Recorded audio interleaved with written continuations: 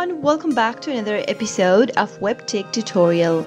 In today's tutorial, I'm going to show you how to log into your Netflix account. Watch the video till the end to learn how, and don't forget to subscribe to our channel by hitting that subscribe button. Press the notification bell so that you'll never miss another upcoming upload from us. Start off by opening up a web browser, and once you open up a web browser of your choice, go to the URL box at the top and type in www.netflix.com and press enter on your keyboard. Soon after you do that, you'll end up in the official web page of Netflix, which looks like this. Go to the top right hand corner and click the sign in button in order to log into an existing account of yours. You'll find yourself in the sign-in area. Go ahead and enter your email address or your phone number associated with your Netflix account into the first text box. Soon after you do that, head over to the next field and type in your password for your Netflix account as well. Double check your password by clicking on the show link right next to the password box in order to reveal your password.